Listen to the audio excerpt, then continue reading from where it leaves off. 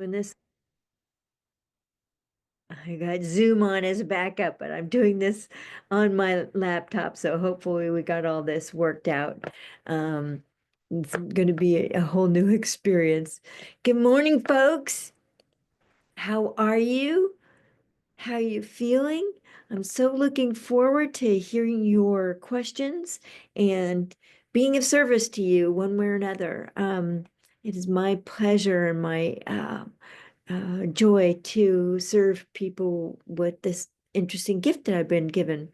Um, I've been a channel, I would say, pretty much all my life, and I feel most in alignment with the entire universe when I'm channeling for people and helping, just being useful.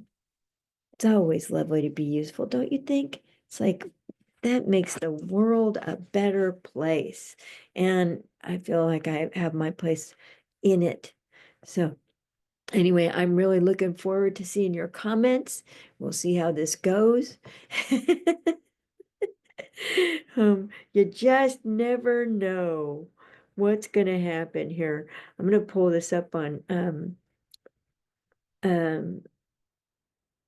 my phone just in case.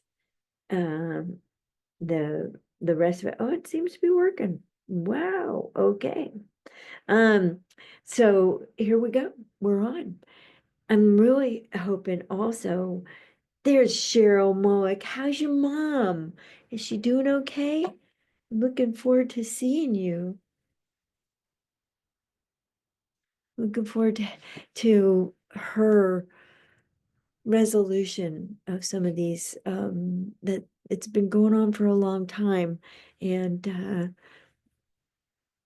it I think it's wonderful that you have her in your house so that your son also learns that, this is the aging process. This is what happens. This is how it works. Um, we can all look forward to something of a similar thing, so a similar kind of way of being. Um, so good morning. I'm going to just open my book to some anonymous page and start reading because this group is named after my book, Bringing Forth Soul Consciousness. And we might as well do what we can to bring forth soul consciousness while we're waiting for people to log in their questions. So this is an example of what you resist persists. Annie stayed in the marriage for another 3 years.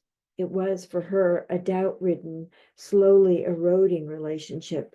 Both were resisting the loss of the other as they were growing apart. The loss came to be and could not have been otherwise. Remember, what you think about the most manifests the easiest.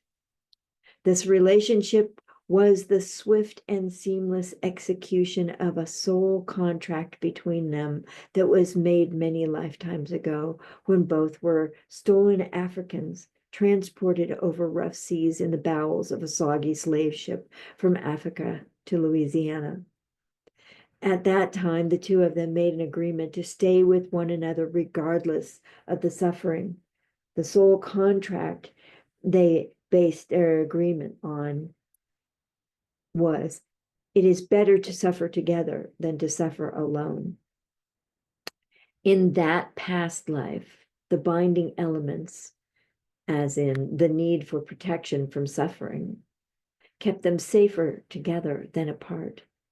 When the need for suffering as a learning device and the complex binding elements, surviving slavery, were eliminated, as they were in their current lifetime, the need for one another, masquerading as love, was neutralized in both their consciousnesses, and the relationship naturally floundered. The soul lessons of self-will masking insecurity and misunderstanding of dependency as love was accomplished. So that's, I think, worth repeating. The soul lessons of self-will masking insecurity and the misunderstanding of dependency as love was accomplished. The gift for Annie within this self-will driven period was that she rapidly matured and stepped fully into her destiny. So, how are you stepping fully into your destiny? And what are you experiencing in your life that causes you to mature rapidly? I would have to say that it really is the tough things that we experience in life that make it worth living, that cause me to stretch myself the most, to reach for the highest growth possible, to reach for loving resolutions. I often accomplish them in very ungraceful ways. Sort of like I feel like I get slapped in the face and I wake up suddenly, and then, my actions aren't always the gentlest or the most honoring of the others involved. And so that's a little tricky. That requires fine-tuning on my part, to be conscientious of others' feelings and the effect on others, because I will instantly change, and they won't know what's going on. So it's not really fair to them. And yet they are participating in this whole event in ways that they signed up for before anything else. So, okay, I'm seeing there's 4 comments, but I'm not seeing the comments online. So I don't know about doing this thing on live online. It says no comments yet, but here's Cheryl's comment. So doing this on the laptop is a little different, and might take me a few times to get my tricks sorted out. This is different for me. But what else is helping you grow? What else is forcing you to grow up and be the human that you really are? What is challenging you? What's pushing your buttons? What's causing you the most distress? That would be the thing to look at.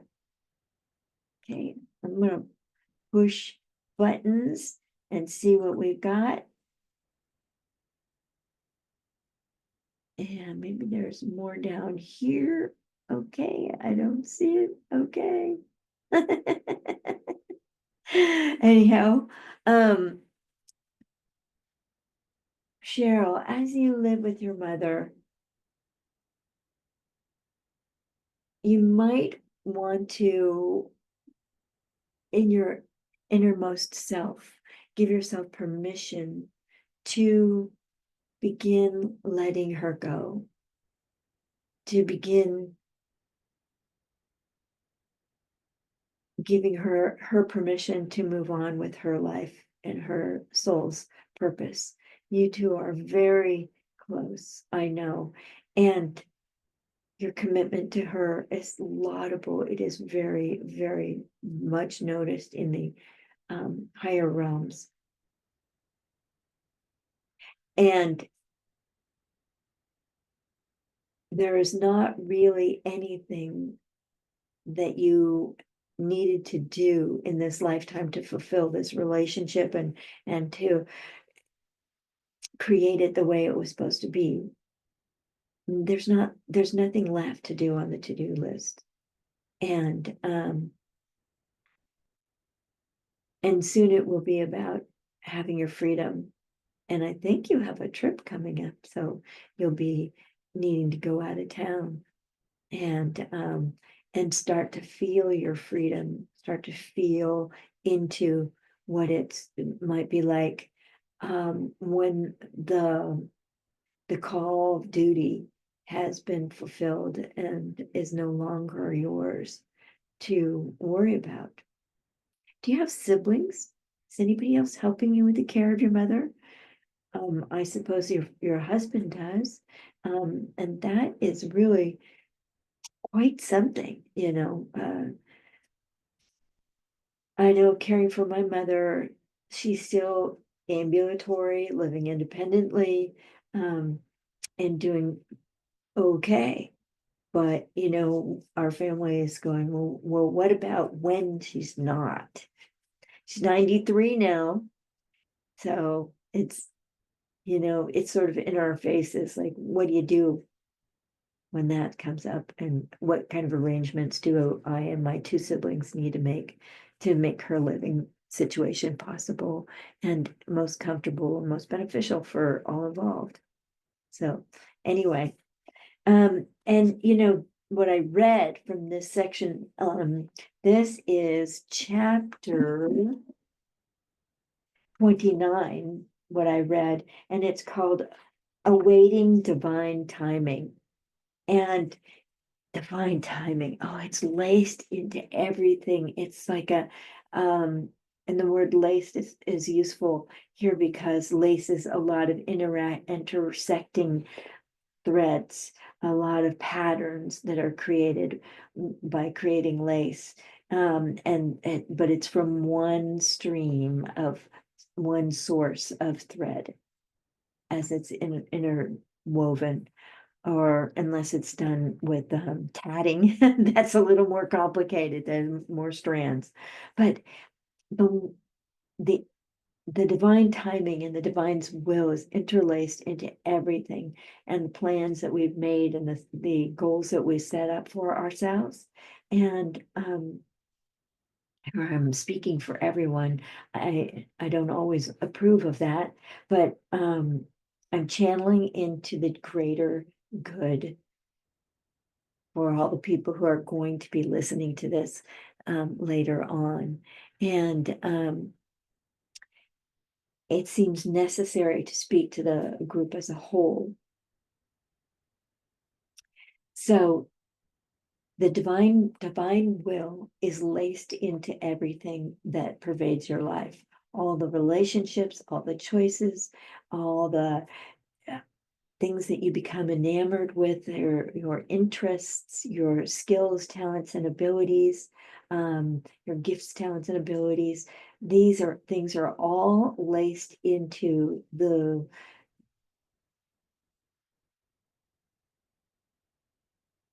flower of life pattern that underlies everything that happens here on the planet Earth. Our relationships with the planet, our relationships with one another, our relationships with animals and with plants.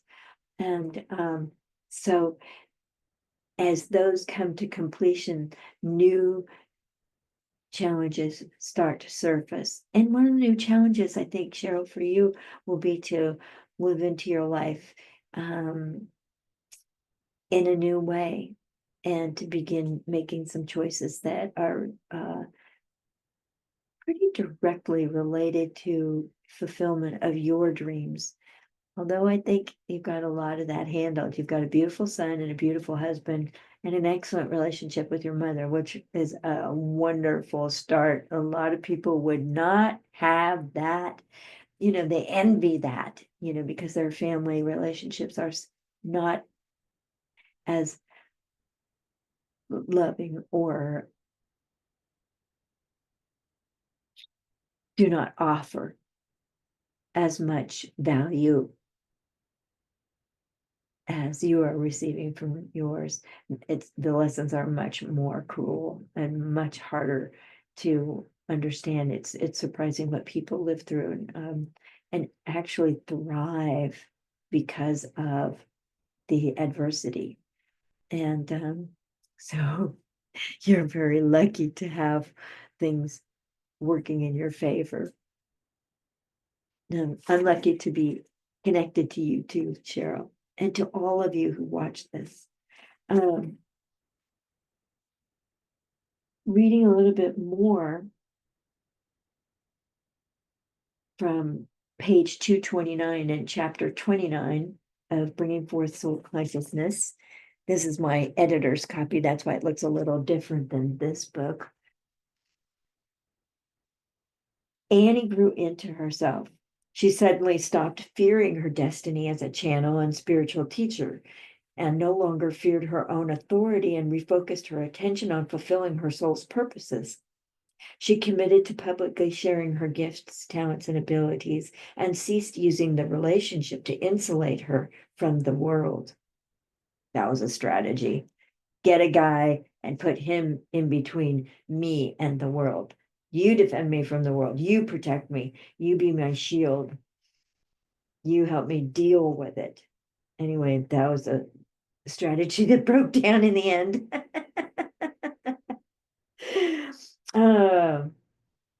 She learned to register what she is seeing and to acknowledge what she is feeling, to perceive facts clearly, and to speak her unspoken message rather than operate on top of it.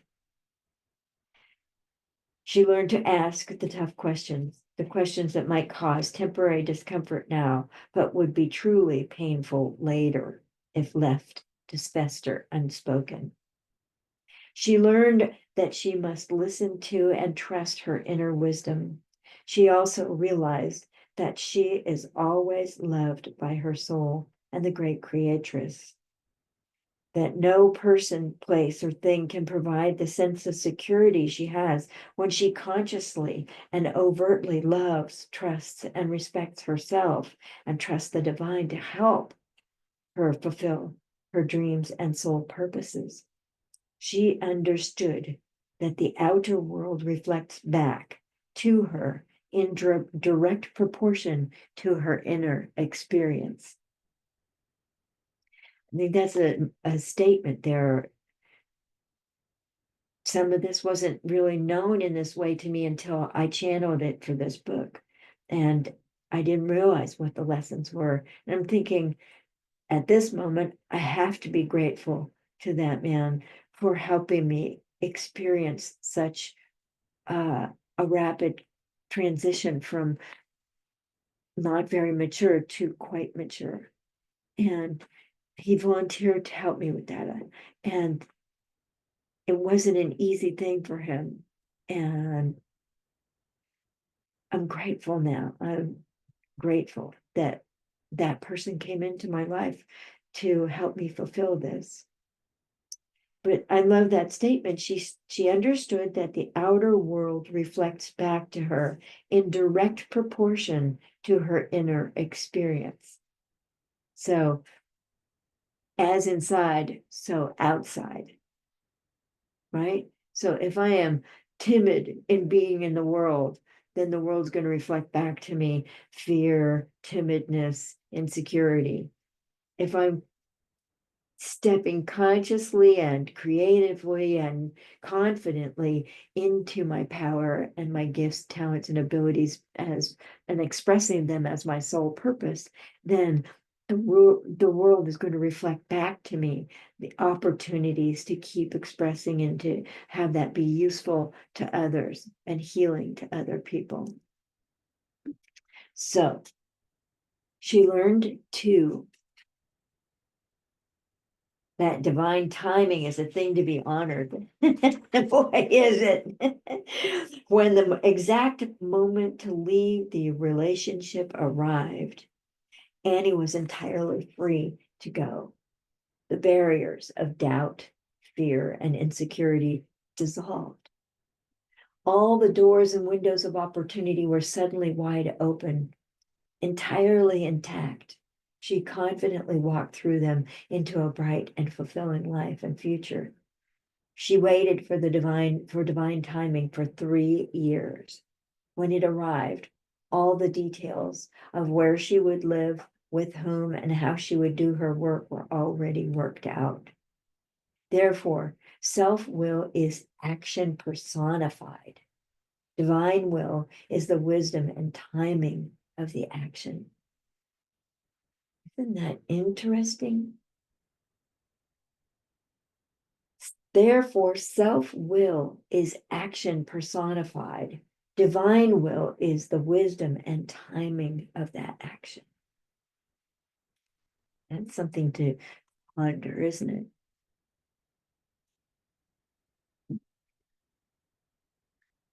So I haven't seen any new questions arise. I'm going to go in and tune into Facebook in a new way and see if I can get to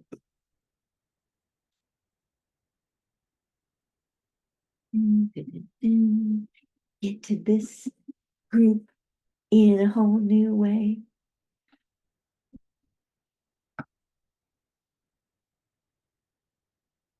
And see what it looks like from here. All right.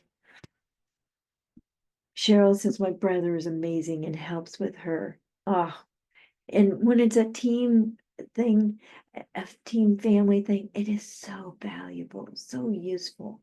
I had that experience with my father and his wife dying, and the dream they'd always had is that we three kids from my dad and her three kids and would all work together and enjoy each other. And we kind of struggled with it for years and years. And then finally, we really came together when it was time to take care of my father and his wife as they were dying. The last year and a half, 2 years was amazing. We all just pitched in, and you could really see each other's gifts, talents, and abilities expressed through that.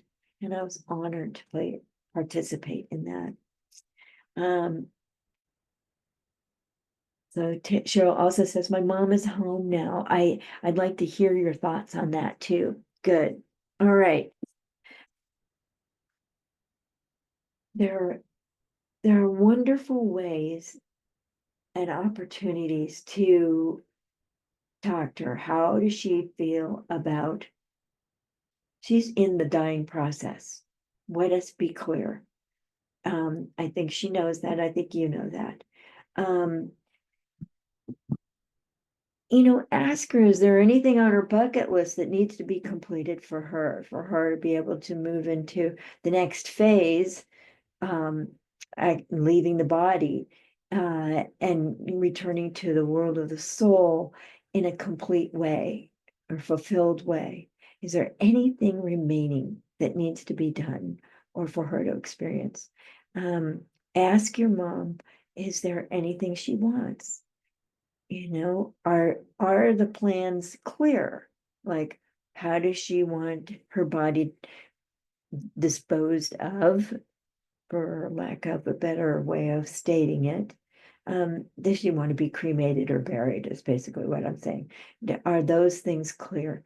Are all her affairs tidied up? Is her will and her trust, or her, living trust, complete? Are there any changes that need to be made? As someone on the checking account, believe me, you want to have someone, or either you or your brother, on the checking account so that you can pay off final bills, that you can take care of whatever necessities have to be taken care of that should be funded through her own resources, all that kind of stuff. Are you on as her a person who can make healthcare decisions?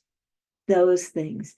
I mean, I'm sure you've lived through a lot of ups and downs with her health over the last few years, and it's important to know whether or not you have permission to make decisions about her healthcare. Let's see, what else needs to be discussed?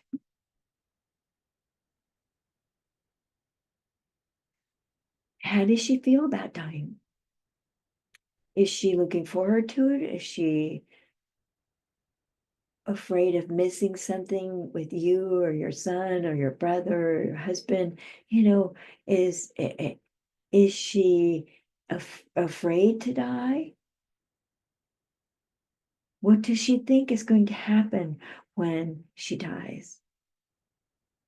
Having these conversations, look, death happens everywhere all the time, with humans, with animals, with bugs, with trees, with bushes, with everything. And I think here in the United States, we avoid the topic a lot.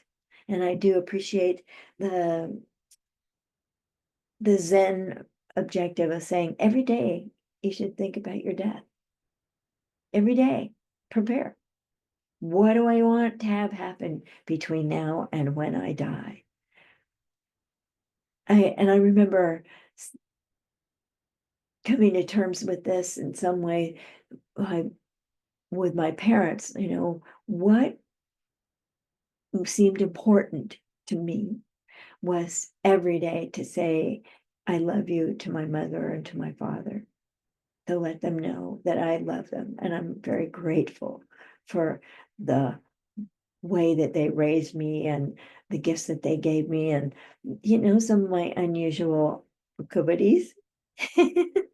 They've accommodated them very casually, very calmly. But what was most important? Didn't want to be sitting on my deathbed wondering, did I say I love you enough? It's important for people to know that they are loved. And it's important for us as individuals to say, I love you to the people who are important to us.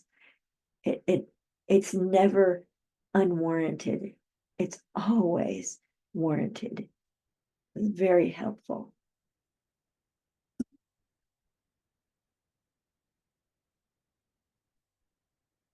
The gentleman that I was reading about in my book, I don't know where he is. I don't know how to really get in touch with him. I suppose I could disturb his mother and ask. That might do the trick. I think I'm probably worried that he's not alive and that it's too late to make amends, apologize for abruptness, for perhaps leaving him in the dark about why I left. So, with your mother, is there anybody she needs to clean up the past with? Is there anybody she needs to say goodbye to? At one point, my father, before my mother, my stepmother, or his wife, really, she wasn't really my stepmother, she was his wife, and I loved her as such. She, before she had passed, he decided he was ready to die, and he had already come up with the idea, and talked about it extensively with one of his best friends, to stop eating and drinking as a way to bring the death on when he was ready. And so he did that. And he took no food and no water and no liquids whatsoever for 8 days.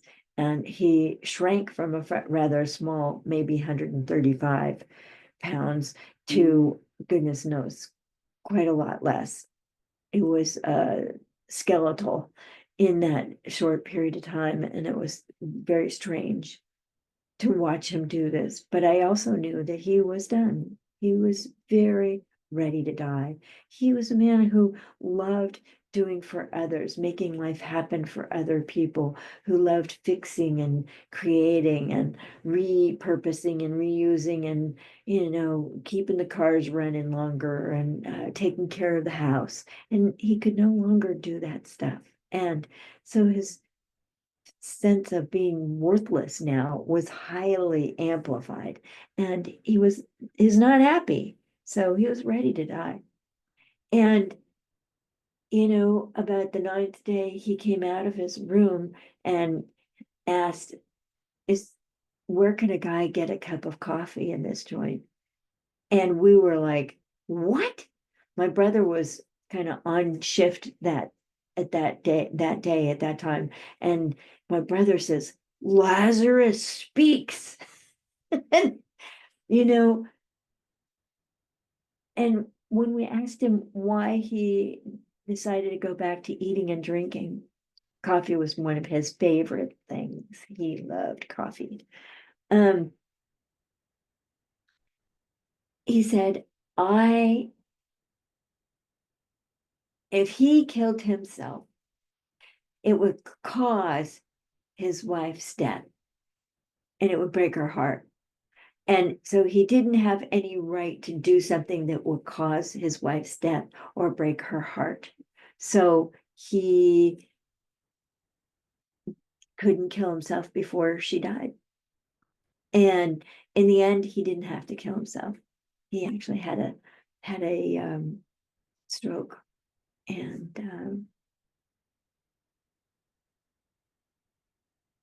that's the way things ended for him, interestingly enough. All right, ladies and gentlemen, I want to thank you all for being here. I'm going to close this session, I think, with a little prayer. Let's have a prayer just to be complete. In my book, there are all the prayers, the processes, the energetic Akashic Records processes in here, and invocations. And what I'm going to do is read the integrating soul prayer. For the highest good of all, great creatress, please open my spiritual heart to full vibrancy. Awaken me to your divine design. By the power of your spirit within me, I presence my soul and embody its light and consciousness. Oversee my soul and physical experience as we three become one. Safe in your divine embrace, my soul's light fills me to the brim. Recognizing my soul's divinity and alliance with you, I open to receive its beneficial influence. Embodying my soul's light, I am strengthened. I am awakened to its consciousness. Like you, great creatress, my soul embraces me kindly, guides me wisely, fills my heart with its love, sweetens my thoughts, words, and deeds with compassion. My soul naturally forms my link with thee, great creatress. May all consciousness be of the light. And so it is. Amen. Thank you. Grateful to be available to you through channeled readings. I do Akashic Records readings. This is soul level readings. I do Anubis channelings. Anubis was my original guide when I started to channel in 1988. And Anubis is very wise and very capable of helping people move through difficult situations. I do divine energy healings with the Angelic Healing Conclave. I do just straight up psychic readings, and you can have a full hour recorded on Zoom so that you can review it again later. You can get a half-hour phone reading. I don't have any way of recording it right now on phone, but you can get one question answered through the personal guidance one question thing. And that's like it's only $28. It's ridiculously low and amazingly thorough and very helpful. So you can order all of these through emailing me at anniechannels@gmail.com, anniechannels@gmail.com, or you can text me 415-846-2412. That's 415-846-2412. And put me to work. Thank you. Have a wonderful day.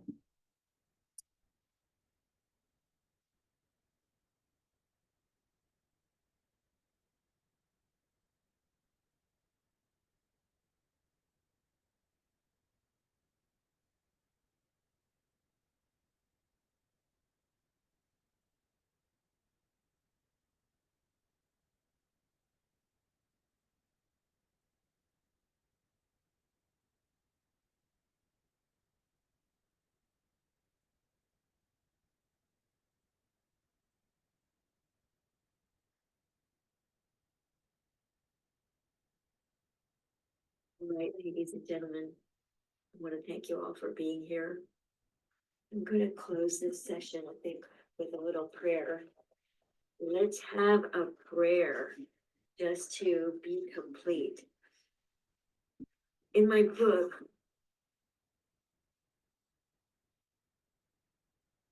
I think my internet quit before I was ready.